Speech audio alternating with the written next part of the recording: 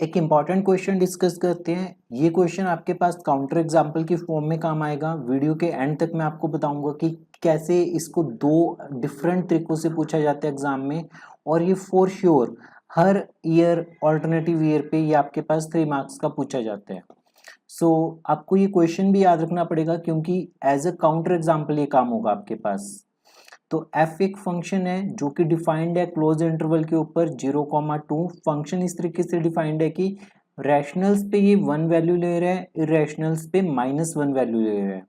आपको फाइंड करना है लोअर रीमन इंटीग्रल और अपर रीमन इंटीग्रल। शुरुआत करते हैं। सबसे पहले हमने फंक्शन को एज इट इज लिख लिया सबसे पहले, उसके बाद p एक पार्टीशन फॉर्म की, that is 0 equal to x0, then x1 up to xn equal to 2। ये आपके पास कोई भी पार्टीशन है, पार्टीशन ऑफ 0 to 2। देन इसके बाद आपके पास कोई भी सब इंटरवल होगी, तो मान लेते हैं कि फॉर एनी सब इंटरवल दैट इज xi-1 से xi वी हैव। आप कोई भी सब इंटरवल कंसीडर कीजिए, तो आपके पास किसी भी सब इंटरवल में रैशनल्स और इरेशनल्स देखने को मिलेंगे। तो mi की वैल्यू क्या होगी -1 और कैपिटल Mi की वैल्यू क्या होगी +1 for i equal to 1 2 3 up to n, right. ये काफी इंपॉर्टेंट पार्ट है, ये आपको लिखना भी है, मेंशन भी करने की every sub interval contain rational as well as irrational points.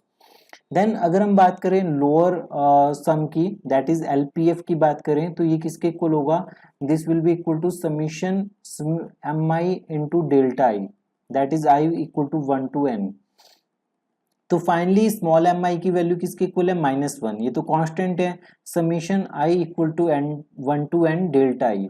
और ये आपके पास बनेगा -1 टाइम्स b माइनस ए, तो ये बनेगा -1 टाइम्स b क्या था आपके पास 2 - 0 दैट इज -2। तो lower sum of function F over partition p ये किसके इक्वल आ गया -2 के इक्वल आ गया। सिमिलरली हम फाइंड आउट करेंगे अपर सम, तो अपर सम के लिए आपके पास क्या रहेगा u p f equal to summation i equal to 1 to n capital m i delta i equal to, तो यहाँ पे कैपिटल एम आई की वैल्यू किसके इक्वल है 1 के इक्वल है, तो 1 summation i equal to 1 to n delta i. तो हम इसे लिख सकते हैं 1 इंटू बी माइनस ए के इक्वल, और b की वैल्यू किसके इक्वल है 2 - 0 दैट इज इक्वल टू 2। तो LPF जो लोअर सम है उसकी वैल्यू -2 है, अपर सम है उसकी वैल्यू 2 है। क्लियरली ये आपके पास क्योंकि दोनों जो है ये इक्वल नहीं है, तो इस वजह से ये फंक्शन रीमान इंटीग्रेबल नहीं है, क्योंकि नेक्स्ट स्टेप में जो हम लिखेंगे वो होगा a bar to b f d x is equal to limit norm of p approaching to 0 LPF that is equal to limit norm of p approaching to 0 to -2। तो ये तो कांस्टेंट नंबर है, तो लिमिट का तो कोई फर्क पड़ेगा नहीं, तो लोअर रीमन इंटीग्रल की वैल्यू किसके इक्वल आ गई -2 के equal. Similarly a to b bar f d x equal to limit norm of p approaching to 0 u p f equal to limit norm of p approaching to 0 2। तो 2 constant है, तो इसका answer 2 आ गया। अगर हम बात करें लोअर रीमन इंटीग्रल की, तो लोअर रीमन इंटीग्रल किसके इक्वल होगा, lower sum where norm of partition p is approaching to 0।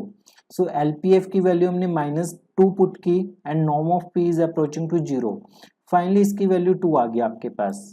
Then अगर हमने अपर रीमन इंटीग्रल की वैल्यू निकालनी है तो क्या करेंगे, जो अपर सम है वहां पे नॉर्म ऑफ p अप्रोच करवाएंगे 0 पे, तो फाइनली आपके पास यूपीएफ की वैल्यू किसके इक्वल आ गई 2 के इक्वल, और नॉर्म ऑफ p अप्रोच कर रहे 0 को, तो इसकी वैल्यू आ गई 2 के इक्वल। क्लियरली ये दोनों वैल्यूज इक्वल नहीं है, दैट इज जो आपके पास लोअर रीमन इंटीग्रल है उसकी value is not equal to upper Riemann integral, ठीक है। तो इसका मतलब क्या हुआ कि फंक्शन रीमन इंटीग्रेबल नहीं है। अब सबसे इंपॉर्टेंट पार्ट की तरफ मूव ऑन करते हैं, जो आपसे एग्जाम में पूछा जाते हैं कि अगर एफ स्क्वेयर रीमान इंटीग्रेबल है तो क्या एफ रीमान इंटीग्रेबल होगा। क्या रीमन इंटीग्रेबल होगा? अब क्लियरली इस क्वेश्चन में जब आप एफ स्क्वेयर करोगे तो आपके पास 1 आएगा, दैट इज अगर एक्स बिलोंग करे रैशनल से तब भी, अगर एक्स बिलोंग करे इरेशनल से तब भी, तो ये क्लियरली रीमन इंटीग्रेबल होगा। तो इसका रीमन इंटीग्रेशन क्या निकलेगा? 2 निकलेगा। अपर रीमन इंटीग्रल की वैल्यू भी, लोअर की वैल्यू भी, तो एफ स्क्वेयर तो रीमन इंटीग्रल बनेगा। बट हमने अभी प्रूव किया कि जो फंक्शन ओरिजिनल फंक्शन है वो खुद बेचारा रीमन इंटीग्रेबल नहीं है।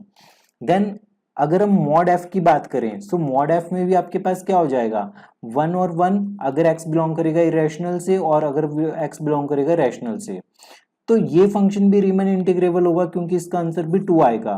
बट बेचारा ओरिजिनल फंक्शन रीमन इंटीग्रल नहीं है, उसका स्क्वेयर और उसका मॉड रीमन इंटीग्रल है। काउंटर एग्जांपल में आपसे पूछा जाएगा, give an example of a function, give an example of a function which is not Riemann integrable, which is not R integrable, but mod f is R integrable, but mod f क्या होगा? R integrable होगा, right? Alternatively क्या पूछा जाएगा? Give an example of a function which is not an R integrable but f square is R integrable, but जो f square है वो आपके पास आर इंटीग्रेबल होगा।